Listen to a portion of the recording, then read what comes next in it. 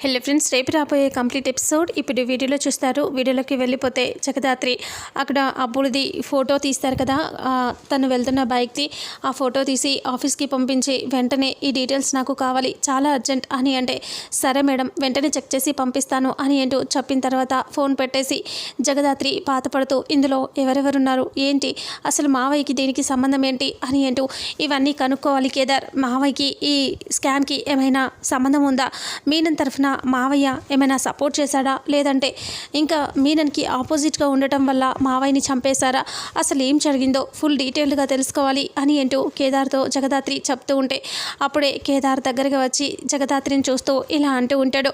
అవును, వాళ్ళ అమ్మ కోసం 20 ఏళ్ళుగా వాళ్ళ అమ్మ కోసం తపన పడుతూ బాధపడుతూ 20 ఏళ్ల క్రితం జరిగిన ఆ ఇన్సిడెంట్ని గుర్తుపెట్టుకొని దానికోసమే పోరాడుతూ దాని వెనకాల ఏముంది, ఎవరెవరున్నారు, దాని వల్ల అసలు సమస్య ఏంటి అని తెలుసుకోవాలని పోరాడుతున్న నా జగదాత్రికి నువ్వు న్యాయం చేయాలి జేడి అని చెప్పి అంటూ జగదాత్రితో మాట్లాడుతూ ఉంటాడు. ఇక అప్పుడే ఇలా అంటూ ఉంటాడు, న్యాయం కోసం పోరాడుతున్న నా భార్య జగదాత్రి చాలా గొప్పది, అందుకే తను ఎప్పుడూ బాధపడకూడదు అంటే వాళ్ళ అమ్మకి ఈ జన్మకైనా మనశ్శాంతిగా, తన చావుకైనా మనశ్శాంతిగా ఉండాలి అని చెప్పి నా భార్య జగదాత్రి పోరాడుతుంది. తనకి న్యాయం జరిగేలా చెయ్యి జేడి, తను ఎంతో బాధపడుతుంది, తన లోపల ఈ ఆవేశం ఈ బాధ అన్నీ ఎన్నో ఏళ్ళుగా ఉన్నాయి, కానీ తను మనశ్శాంతిగా బతకట్లేదు. వాళ్ళ అమ్మ మీద పడ్డ నింద వల్ల నా భార్యకి అసలు నిజం తెలిస్తే అదేంటో తెలుసుకుని తను దానికి సంబంధించి తెలుసుకొని తర్వాత ఏం చేస్తుంది అనేది ఇంకా అందరికీ న్యాయం జరగాలో చేస్తుంది. కాబట్టి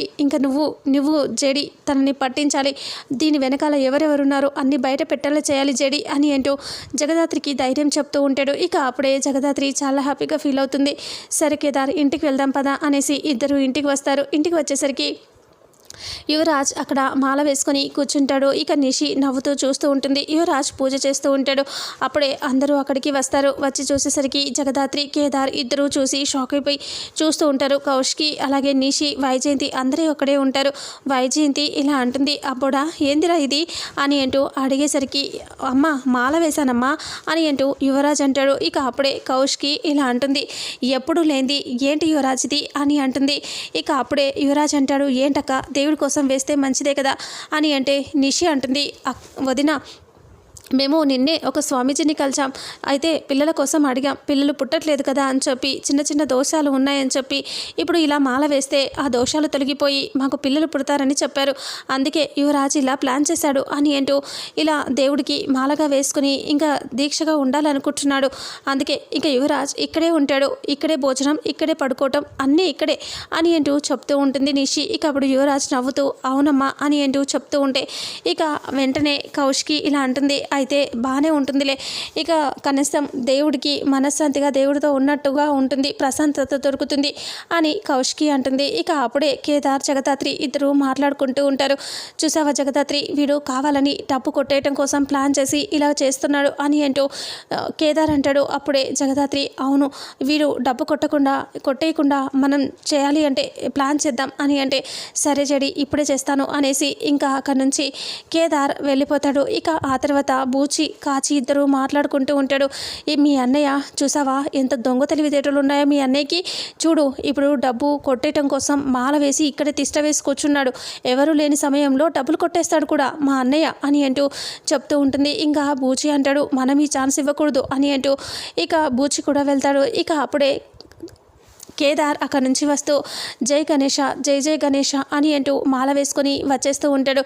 సడన్గా అందరూ చూసి షాక్ అయిపోతారు. యువరాజ్ నిషికైతే చాలా కోపం వచ్చేస్తుంది. ఇక తను అలా వచ్చేసరికి జై గణేష జై జై గణేష అని అంటూ ఉంటే, ఏంటి నువ్వు మాల వేశావు అని అంటూ యువరాజ్ అంటాడు. అప్పుడు నిషి అంటుంది, నువ్వు మాల వేయమని నీకెవరు చెప్పారు, ఎందుకేసావు తీసేయి అని అంటూ ఉంటే, ఇక అప్పుడే కేదార్, ఏంటి స్వామి మీరు మాత్రమే మాల వేయాలా, నేను వేయకూడదా గణేష అని అంటూ కేదార్ అడుగుతూ ఉంటాడు. ఇక అప్పుడే నిషి ఇలా అంటూ ఉంటుంది, ఇక ఈ ఇంట్లో యువరాజ్ తప్ప ఎవరు ఏం చేయటానికి వీల్లేదు. అయినా నువ్వు మాల ఎందుకు వేసావు, తీసేయి అని అంటూ ఉంటే ఇక అప్పుడే లేదు నేను యువరాజ్ వేసుకుంటే తప్పలేంది, నేను వేసుకుంటే తప్పేంటి అని అంటే కౌశికి అంటుంది వేసుకొనిలే దాంట్లో తప్పేముంది అని అంటూ కౌశికి అంటుంది ఏంటి వదిన దీన్ని కూడా సపోర్ట్ చేస్తావు అని అంటూ నిషి అరుస్తుంది. వైజయంతి అంటుంది నా కొడుకు రేపు ఆస్తిలో వాటా అడుగుతాడు, మరి అప్పుడు ఈ కేదార్ కూడా నాకు ఆస్తిలో వాటా కావాలి అంటాడా అని అంటూ వైజయంతి అంటుంది. అప్పుడు జగదాత్రి అంటుంది ఏంటత్తయ్య పూజ కొద్ది దగ్గర మొదలైన గొడవ ఆస్తి దాకా ఎందుకు పోతుంది అని అంటూ జగదాత్రి అంటుంది. అలా అనేసరికి ఇక వైజయంతి ఇలా అంటూ ఉంటుంది మరి ఇప్పుడు ఇదంతా ఎందుకు చేస్తున్నట్టు అని అంటూ అడిగితే ఇంకా నిషి నువ్వే అన్నావు కదా పిల్లల కోసం చేస్తున్నాడు అనేసి, మేం కూడా అంతే పిల్లల కోసమే చేస్తున్నాం అని అంటూ చెప్తూ ఉండగానే ఇంకా అప్పుడే ఇలా సీరియస్గా గొడవ జరుగుతూ ఉండగానే మళ్ళీ జై గణేష వచ్చేస్తూ ఉంటాడు బూచి. ఇక బూచిని చూసి మళ్ళీ అందరూ షాక్ అయిపోతారు. బూచి వచ్చి నవ్వుతూ నిలబడి జై గణేష్ అని అంటూ ఉంటాడు. నువ్వేంటి నువ్వు కూడా వేశావు అని అంటూ సీరియస్గా అంటే నేను వేసే తప్ప నేను కూడా వేశాను అని అంటూ బూచి అంటాడు. అలా అనేసరికి అసలు నిన్ను ఎవరు ఏమన్నారు అని అంటూ అడిగితే ఎవరు ఎందుకు ఏమంటారు నేను వేశాను అని అంటూ చెప్తే అసలు నువ్వెందుకు వేసావో చెప్పు అని అంటూ ఉంటే చెప్పేస్తారు నువ్వెందుకు వేసావో నేను అందుకేసాను బామ్మర్ది అని అంటాడు బూచి. అలా అనేసరికి ఇక వెంటనే సీరియస్గా మీరు ఇలా చేయటం కాదు మీరు ఎందుకు వేశారు అని అంటూ అరిస్తే సీక్రెట్ తెలిసిపోయిందా అని అంటే సీక్రెట్ ఏంటి అని అంటూ వైజయంతి అందరూ చూస్తూ ఉంటారు. అంటే అని టెన్షన్ పడుతూ ఉంటే అదే పిల్లల కోసమే కదా దాని గురించి అనే సీక్రెట్గా వేశానని చెప్తున్నాడు అని అంటే ఇక అవునా మరి నిషి ఇందాకే అందరి ముందు చెప్పింది అది సీక్రెట్ ఎలా అవుతుంది అని వైజయంతి అరుస్తుంది. ఇక అప్పుడే ఇలా అంటూ ఇంకా నిషి అంటుంది మీరిద్దరూ ఈ మాల వేయడానికి వీలేదు మీరిద్దరు తీసేయండి వెళ్ళండి అని అరుస్తూ ఉంటుంది. ఇక అప్పుడు కేదార్ అంటాడు నేను తీయను అని అంటే జగదాత్రి అంటుంది పిల్లల కోసం ఒకసారి వేసిన మాల తీస్తే మళ్ళీ మంచిది కాదు, మాల వేశాక తీయటం కరెక్ట్ కాదు అని అంటూ కేదార్ తీయడు అని అంటే బూచి కూడా నేను కూడా అంతే నేను తీయను అని అంటూ చెప్తూ ఉంటే కాచి అంటుంది మంచిది కాదైనప్పుడు మేమెందుకు తీయం అని అంటూ మొండిగా కూర్చుంటారు. ఇక అప్పుడే యువరాజ్ చాలా సీరియస్గా చూస్తూ ఉంటాడు. ఇక అప్పుడే యువరాజ్ అరుస్తూ ఉండటంతో కౌశికి అంటుంది వదిలే యువరాజ్ ఏమవుతుంది అని అంటూ ఉంటుంది. వైజయంతి అంటుంది వదిలే అబ్బోడా నీకు ఇద్దరు వీళ్ళు ఈ ఇద్దరు స్వాములు కూడా నీకు తోడుగా ఉంటారు నువ్వు ఒక్కడవే అవ్వకుండా అని అంటూ వైజయంతి అంటుంది. ఇక అప్పుడే నిషికి మండిపోతూ ఉంటుంది. ఇక ఆ తర్వాత ఇక్కడేమో జగదాత్రి కేదార్ ఇద్దరు మాట్లాడుకుంటూ ఉంటారు కదా. ఇక ఆ తర్వాత వాళ్ళిద్దరూ పూజలో కూర్చుంటారు. ఇక బయటికి వచ్చిన తర్వాత జగదాత్రి కేదార్ ఇద్దరు బయటికి వచ్చాక ఆ విషయం గురించి అబ్బులు డీటెయిల్స్ తెలియటంతో అక్కడికి వెళ్దామనేసి కేదార్ జగదాత్రి ఇద్దరు కూడా బయలుదేరి అక్కడ నుంచి వచ్చేస్తారు. వచ్చిన తర్వాత ఇంకా బయటికి వచ్చేసి అబ్బులు ఇంటి దగ్గరికి కూడా వచ్చేస్తారు. అబ్బులు ఇంట్లో వాళ్ళ భార్యతో మాట్లాడుతూ ఉంటే వడ్డీ డబ్బులు తీసుకురావట్లేదు నువ్వు అని అంటూ గట్టిగా అడుగు వాళ్ళని ఇస్తారు అని అంటూ ఉంటే అప్పుడే అబ్బులు అంటాడు ఎన్నిసార్లు అడిగాను వాళ్ళు ఇవ్వట్లేదు సరిగ్గా అంటే నువ్వు సరిగ్గా అడిగితే కదా వాళ్ళు ఇవ్వకుండా పోవటానికి అని అంటూ ఉండగానే జగదాత్రి కేదార్ ఇద్దరు ఇంట్లోకి వస్తారు. హలో ఎక్స్క్యూజ్ మీ అని అంటే చెప్పండి ఎవరు మీరు అని అంటూ అబ్బులు అంటే మేము పోలీస్ డిపార్ట్మెంట్ నుంచి వచ్చాం అని అనేసరికి అబ్బులు సరే రండి లోపలికి రండి అని లోపలికి తీసుకెళ్ళి సోఫాలో కూర్చోబెడతారు. ఇక లగ్జరీగా ఉంటాడు అతను బతుకుతూ ఉంటాడు. ఇక అప్పుడే జగదాత్రి కేదార్ ఇల్లుని అలా చూస్తూ ఇలా అంటూ ఉంటాడు చెప్పండి మీరు ఎందుకు వచ్చారు అని అంటూ అబ్బులు అంటే 20 ఏళ్ల క్రితం జరిగిన ఆ యాక్సిడెంట్ కేసులో దాని గురించి అడగటానికి వచ్చాం అని అంటే ఇక నేను ఏ యాక్సిడెంటు చేయలేదు ఆ యాక్సిడెంట్కి నాకు సంబంధం లేదు అని అబ్బులు టెన్షన్ పడుతూ అంటాడు. అప్పుడే జగదాత్రి అంటుంది నీకు యాక్సిడెంట్కి సంబంధం ఉందని మేము అనలేదే జస్ట్ మీరు ఎందుకు ఆ యాక్సిడెంట్ ఎలా జరిగింది తెలుసుకుందామంటే మీరు సంబంధం గురించి మాట్లాడుతున్నారు అంటే మీరు ఎంతమందిని యాక్సిడెంట్ చేయించారేంటి అని అంటూ కేదార్ అంటాడు. అప్పుడే అతను భయపడుతూ లేదు నాకు నిజంగా తెలియదు ఈ విషయాలు నాకు తెలియదు అని అంటూ కంగారు పడుతూ చెప్తూ ఉంటాడు.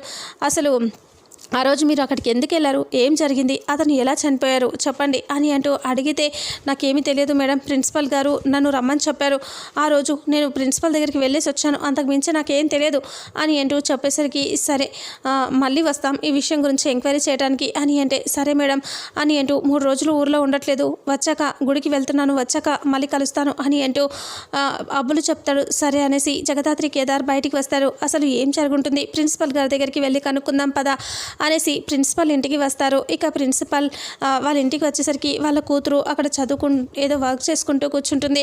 అప్పుడు వాళ్ళ అమ్మ కిచెన్లో ఉంటుంది. ఇక అప్పుడే వచ్చేసి ఎక్స్క్యూజ్ మీ అని అంటే ఎవరు చెప్పండి, ఎవరు కావాలి అని అంటూ ఆ అమ్మాయి అడుగుతుంది. అయితే మీరు ఈ ఇంటి గోపాలకృష్ణ గారు కావాలి అని అంటే ఓహ్ మా నాన్నగారా అంటే ఓ నువ్వు ఆయన కూతురివా అంటే అవును మీ నాన్నగారితో మాట్లాడాలి అని జగదాత్రి అంటే అప్పుడే వాళ్ళ అమ్మ వస్తుంది. ఏంటమ్మా ఎవరు అని అంటే అదే సార్తో మాట్లాడాలి అని అంటే సార్ ఎక్కడమ్మా 20 ఏళ్ల క్రితమే అంటే దేనికోసం అని అడుగుతుంది. ఫస్ట్ అడిగితే జగదాత్రి 20 ఏళ్ల కింద జరిగిన కేసు గురించి అని అంటే ఆయన 20 ఏళ్ల క్రితమే చనిపోయారు కదమ్మా అని అనేసరికి ఒక్కసారిగా జగదాత్రి కేదార్ షాక్ అయిపోతారు. ఏంటి 20 ఏళ్ల క్రితమే చనిపోయారా అని అంటూ జగదాత్రి అంటే అవునమ్మా అంటే ఐఎమ్ సారీ తెలియకుండా వచ్చాం అని అంటూ ఉంటే సరే అని అంటే వెనక్కి తిరిగి వెళ్ళిపోతే అక్కడే ఫోటోకి సెప్టెంబర్ 2 అని డేట్ రాసి ఉంటుంది. అది చూసి జగదాత్రి అడుగుతుంది మీ ఆయన సెప్టెంబర్ 2 చనిపోయారా అని అంటే అవునమ్మా అని అంటూ చెప్పగానే ఒక్కసారిగా షాక్ అయిపోయి అలాగే చూస్తూ ఉంటుంది జగదాత్రి. ఇక ఇంతటితో రేపు రాబోయే ఎపిసోడ్ ఎండ్ అవుతుంది. మరుసటి ఎపిసోడ్లో ఏం జరుగుతుందో తెలుసుకుందాం. వీడియోని చూసిన ప్రతి ఒక్కరూ వీడియోని లైక్ చేయండి, అలాగే షేర్ చేయండి. Thank you so much.